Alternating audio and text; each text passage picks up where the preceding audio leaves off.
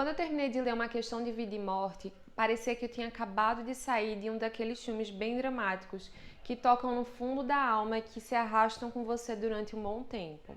Só que a diferença é que nesse livro ele traz uma história real, que realmente aconteceu. Oi gente, eu sou Letícia Lira, psicóloga clínica, e no vídeo de hoje eu quero conversar com vocês sobre o livro Uma Questão de Vida e Morte, do escritor americano Irving Yalom. Se você é novo por aqui, eu recomendo fortemente que você se inscreva no canal, ative as notificações para ser lembrado semanalmente do conteúdo novo que eu postar aqui sobre psicologia, afetos humanos, cinema e literatura. A gente acabou de entrar em setembro, e setembro é um mês conhecido pela campanha do Setembro Amarelo.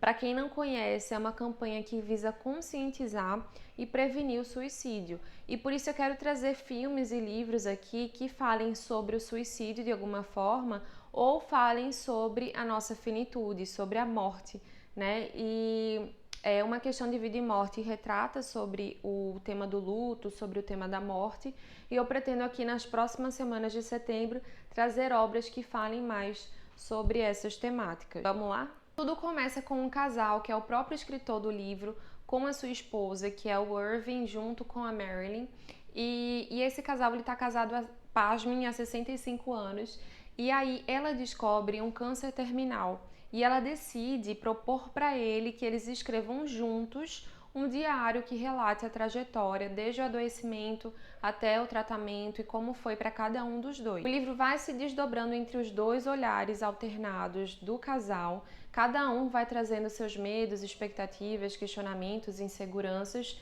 de uma mesma situação. Então são duas perspectivas diferentes, muitas vezes da mesma situação que eles estão vivendo. O que eu achei muito corajoso da parte dos dois, porque eles abrem a vida deles de uma forma muito íntima e todos os pensamentos daquilo que eles estão sentindo, vivendo, passando, de uma forma muito profunda. Então eu achei bem corajoso da parte deles colocar isso no livro e poder compartilhar com o mundo a experiência deles em relação a essa descoberta tão difícil para cada um dos dois. Que a gente vai percebendo no decorrer do livro uma diferença entre os dois, um ponto de inflexão. A questão é que a doença de Marilyn foi chegando num certo ponto que não tinha mais como ter um tratamento possível para a cura da doença dela. Então ela estava vivenciando uma série de tratamentos, mas que nenhum deles estava dando o resultado esperado, e aí chegou num ponto em que para ela viver enjoada, viver de cama, viver sempre precisando do auxílio de alguém não era viver, era sobreviver apenas, porque ela estava sempre num estado em que ela não conseguia conversar com as pessoas direito, em que ela não conseguia se levantar, ela não conseguia curtir, ela estava sempre ali naquele eterno enjoo, naquele eterno estado de desânimo, de apatia, de falta de disposição. Então ela percebe que para ela aquilo não era viver, era só sobreviver, e que não fazia mais sentido ver a vida dessa forma. E aí quando ela percebe que não fazia mais sentido viver assim, ela começa a cogitar a eutanásia para ela. E aí o que acontece é que é muito difícil para o Irving lidar com essa decisão da esposa, ao mesmo tempo que eles vivem uma relação muito longa, né, duradoura, de respeito em relação ao que cada um gostaria de fazer, o que cada um queria. E para ele, a trajetória do livro me parece que é essa luta, esse conflito com ele mesmo, de buscar respeitar, como ele sempre fez, a esposa, a decisão da esposa, só que ao mesmo tempo de conseguir lidar com essa tristeza que ele está sentindo em relação à possibilidade de perdê-la. Então Marilyn vai vivendo os tratamentos que não dão certo e ela se propõe a fazer um último tratamento e dizer assim: se esse tratamento não der certo, eu realmente quero por fim a minha vida, que hoje não está fazendo sentido. Só que ela também se angustia com a angústia do marido. Ela também se pergunta, se questiona se realmente vai valer a pena fazer isso diante dessa tristeza. Me parece que essa tristeza, a insatisfação, a angústia de Irving é a única coisa que está impedindo a Marilyn de tomar essa decisão muito antes do que ela gostaria de ter tomado. E é interessante no livro porque o Irving vai dizendo assim: a Marilyn é como se fosse uma extensão da minha memória, é ela quem lembra de tudo, é ela quem tem as recordações, Se ela não existir mais, quem vou ser eu? Quem será eu sem a minha memória? Eu achei muito bonito esse trecho, que ele traz as suas próprias reflexões e questionamentos e pensa como seria lidar com a vida sem ela ao seu lado depois de 65 anos. E aí fica como um questionamento para a gente também. Quem nós somos sem as nossas memórias? Será que perdê-las também não seria uma maneira, assim, de se desvincular daquilo que faz sentido pra gente, daquilo que a gente vem sendo no decorrer das nossas vidas? A Marilyn, ela lida com esse processo de desprendimento dos seus objetos pessoais, das coisas que ela gostava muito de ter, como livros, objetos de viagens, pertences que eles compravam em outras viagens, em culturas diferentes. E ela começa a se desprender aos poucos desses objetos, a doar, a dar para algum familiar, e ela começa a perceber que sem ela, aqueles objetos não teriam o mesmo significado. E dando para outra pessoa também não teria o mesmo significado para essa outra pessoa. Então, para que manter esses objetos se o significado que eles tinham para ela cairiam no esquecimento?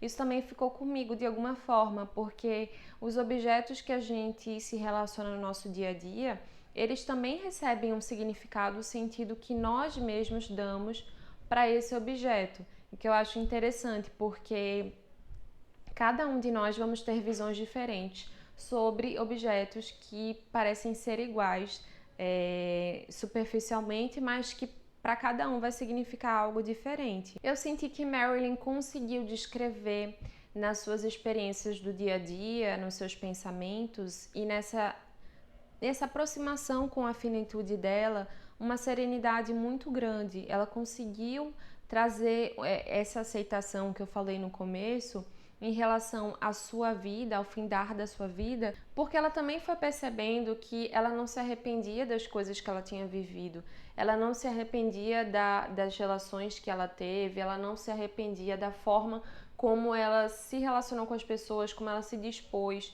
como ela as tratou.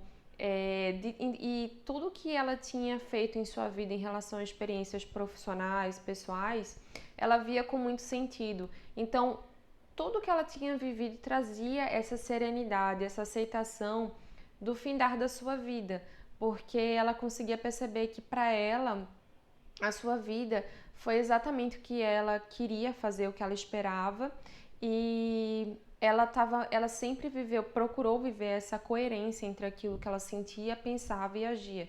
Então existe essa autenticidade, se a gente pode dizer assim, entre aquilo que ela queria viver e aquilo que ela vivia, como ela mesma. Ao mesmo tempo vinha um contraponto que era a Irving do outro lado, percebendo o quanto ela conseguia trazer essa serenidade, o quanto era difícil para ele aceitar não só a possibilidade da perda dela, mas também a sua própria finitude, a sua própria possibilidade de morte, né? E ao mesmo tempo ele lida com os esquecimentos dele, ele começa a chegar numa idade que ele começa a esquecer as coisas e ele relata suas experiências como terapeuta, porque me parece que ele é psiquiatra. Eu não tenho certeza se ele é psicólogo, mas ele é psiquiatra. E ele é bem famoso por escrever livros de experiências com atendimento, com terapia. E ele vai relatando que ele também precisa passar pelo desafio de lidar com alguns esquecimentos. Então ele, além disso, lida com essa fragilidade que é nossa, né, própria do ser humano e da nossa vida. O que me chama muita atenção e o que me comove bastante desse livro é que ambos são pessoas idosas, com pelo menos 87 anos, e são pessoas que têm tantas motivações, propósitos em suas vidas, que mesmo depois de mais idosos não deixaram de exercer aquilo que eles gostariam, de seguir seus sonhos, de ter outras motivações, independente da idade, daquilo que era possível dentro das suas condições, claro, mas isso me deixou bem intrigada, tanto do lado do Irving quanto do lado da Marilyn, de tudo que eles já tinham conquistado juntos, de sonhos concretizados, mas de tudo aquilo que eles ainda esperavam para a vida deles. Então, me parece que a proposta do livro não é tornar a dor da perda mais leve, porque ela é sim pesada e é difícil, mas me parece que a proposta é muito mais olhar para essa possibilidade de perda como uma oportunidade, a ponte para que a gente possa aproveitar mais os nossos relacionamentos, entender aquilo que a gente quer fazer dentro do que a gente pode, entender aquilo que não está mais fazendo sentido pra gente e poder aproveitar as pessoas que a gente ama no momento que a gente pode. Pode ser que a gente viva experiências dolorosas na vida, de sofrimento, de perda, porque infelizmente a gente não tem controle daquilo que pode acontecer. Mas a gente ainda tem a escolha de pensar como é que eu estou vivendo hoje. Será que eu faria algo diferente? Será que eu aproveitaria mais? Será que eu sairia com pessoas que são mais importantes para mim e eu tô adiando esse contato porque depois eu vejo, porque eu tenho que trabalhar, sabe? Então eu acho que é uma oportunidade da gente refletir quais são nossas prioridades, o que a gente mudaria na nossa vida, o que a gente pensa para o nosso futuro. Então é como se fosse uma maneira da gente se questionar se a nossa vida está tomando o rumo que a gente gostaria de tomar. E aí, como é uma história real, realmente aconteceu e eles vão descrevendo a experiência dos dois, chega um momento que realmente a Marilyn não consegue ter o resultado esperado pelos dois no tratamento dela e ela decide realmente que não quer continuar vivendo daquela forma. O Irving, ele precisa aceitar a decisão da esposa e eles passam por esse momento em que ela programa realmente por fim a própria vida, né? Ter a eutanásia. E aí passar por esse processo foi extremamente doloroso para Irving, mas ele continua escrevendo e ele continua colocando no papel como é viver esse luto da esposa dele depois de 65 anos de casado. Eu confesso que essa parte do livro foi muito dolorosa, assim, foi bem difícil para eu ler, mas eu não me arrependo de ter lido, eu acho que valeu muito a pena e eu acho que também foi uma oportunidade de ser colocado no livro uma experiência tão real da gente, como eu disse anteriormente, né, da gente perceber que nós somos realmente seres humanos finitos e que a gente tem um tempo, vamos dizer assim, de validade e que a gente precisa também se atentar para como a gente está vivendo esse tempo enquanto a gente pode. Então eu achei que valeu super a pena ler esse livro. É uma experiência muito íntima, muito profunda, que traz a realidade de alguma forma. Não trago aqui questões sobre se eu concordo ou não concordo com o que aconteceu, com a decisão de Marilyn. Eu trago mais no sentido da gente se abrir para viver outras experiências, outros modos de ver, de sentir, de agir, através da arte, da literatura, do cinema, e isso faz com que a gente também possa pensar de outras formas. O que eu acho interessante também é que o Irving, atendendo, sendo terapeuta, psiquiatra, ele consegue se utilizar da sua própria experiência de luto para se colocar ali ao lado das pessoas, disponível para as pessoas que estão também vivendo o luto de uma forma que ele nunca tinha imaginado antes. Então eu achei bem bonito esse trecho que ele começa a viver isso. O Irving, nessa experiência de lidar com os pacientes enlutados, ele consegue perceber que nem sempre racionalizar, buscar compreender o luto nos livros, nas teorias acadêmicas, vai poder ajudar prontamente a pessoa que está ali. Ele percebe que é muito maior que isso, que muitas vezes racionalizar não é o que vai trazer solução, mas o luto ele vem com essa oscilação, né? Ele vem, na verdade, o luto não vai ter fim, não vai existir um momento que você vai estar completamente curado dele, mas é como se o luto vivesse essa oscilação, essa montanha-russa de momentos que você vai estar mais feliz, em momentos que você vai lembrar dessa pessoa e vai ficar mais triste, em momentos que você vai sentir que essa pessoa faz falta, vai bater saudade. Então é uma oscilação, mas de uma falta que sempre vai estar ali.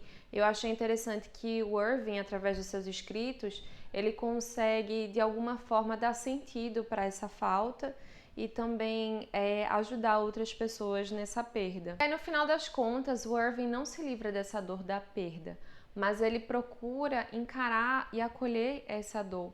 Ele escreveu o livro com a esposa, ele tem esse legado dela, essa memória dela, e ele também consegue encontrar refúgio lendo os livros anteriores dele, das suas obras.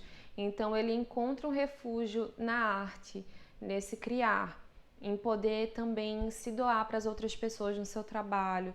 São maneiras que são recursos que ele encontra para lidar com situações da vida que são tão desafiadoras e são tão dolorosas e que parece que nada vai poder nos ajudar.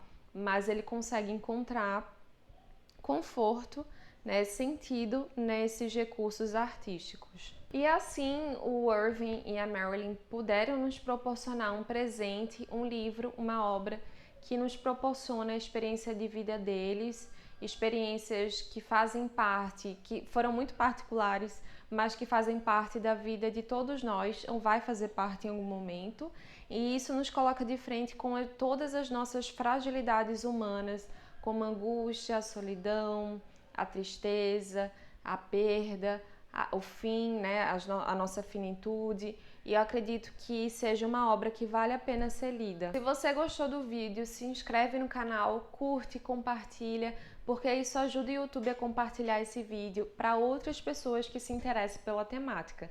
Se você tem alguma outra sugestão de vídeo, você pode colocar nos comentários e também coloca o que você achou, se fez sentido ou não para você, porque eu vou ficar muito feliz em poder ver o que você tem para compartilhar. Até o próximo vídeo.